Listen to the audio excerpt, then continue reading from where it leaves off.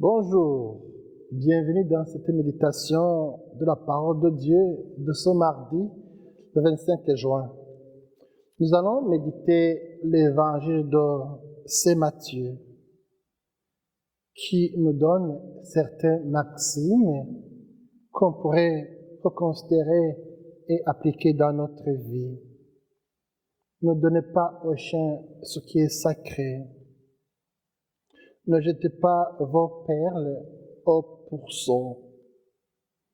Tout ce que vous voudrez que les autres fassent pour vous, faites-le pour eux. Entrez par la porte étroite. Écoutons cette parole de Dieu. Jésus, le roi des rois, c'est Jésus, le bon pasteur. Alléluia, Alléluia,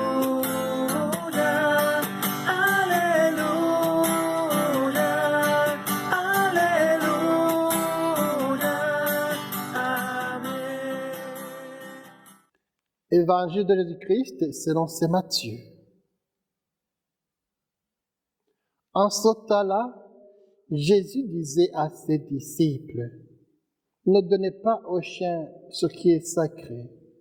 Ne jetez pas vos perles au pourceau, de peur qui ne le piétine, puis se retourne pour vous déchirer. Tout ce que vous voudriez que les autres fassent pour vous, faites-le pour eux, vous aussi. » Voilà ce que disent la loi et les prophètes. Entrez par la porte étroite. Elle est grande la porte, il est large le chemin qui conduit à la perdition. Et ils sont nombreux ceux qui s'y engagent. Mais elle est étroite la porte, il est resserré le chemin qui conduit à la vie. Et ils sont peu nombreux ceux qui le trouvent. Acclamons la parole de Dieu. Louange à toi, Seigneur Jésus.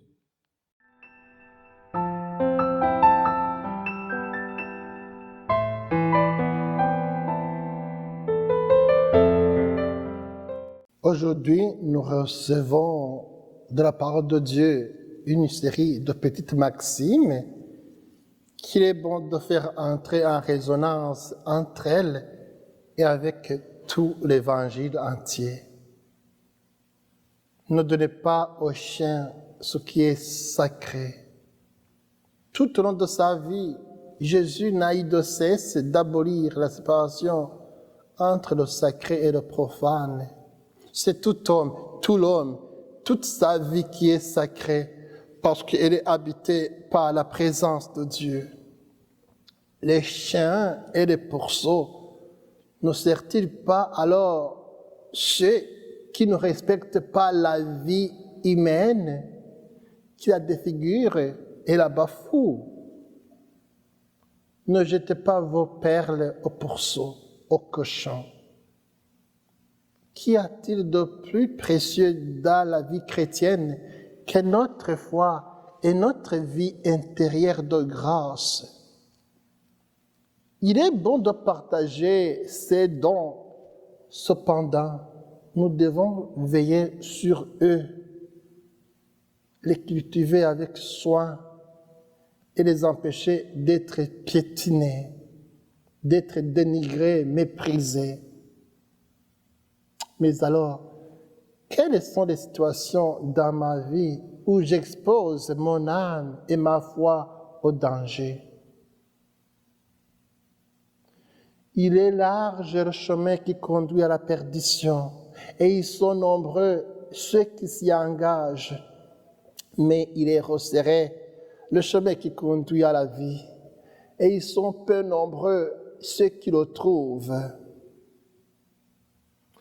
Le chemin qui conduit à la perdition est souvent large, attirant, séduisant, avec des facilités qui réduisent notre capacité de réflexion, de méditation et de pensée. Si la porte qui conduit à la vie est étroite et resserrée, c'est certainement qu'elle est réservée à la droite raison, au cœur humble et attentif, qui sait filtrer et séparer le bien du mal. La porte resserrée, elle est intransigeante, mais stimulante, puisqu'elle nous montre l'exigence qui doit accompagner chacune de nos actions et de nos prières, ainsi que le bien qui en découle. Tout ce qui procure à l'homme un bien meilleur est toujours exigeant. L'amour, la justice, le pardon, la paix, voire même le développement social, mental et spirituel. Mais je dirais, la grâce surpasse nos faiblesses et nous rappelle que le véritable bien dépend à la fois de nos efforts humains, mais aussi de la grâce divine opérant en nous. Aujourd'hui, demandons la grâce. Sans moi, vous ne pouvez rien faire. Demandez la grâce de Dieu. Seigneur Jésus-Christ, donne-nous cette grâce qui nous aide à persévérer dans le bien, à chercher toujours le meilleur qui vient de toi, à passer par cette porte resserrée, étroite, qui mène vers le ciel. Amen. Que Dieu Tout-Puissant vous bénisse, le Père, le Fils et le Saint-Esprit. Amen.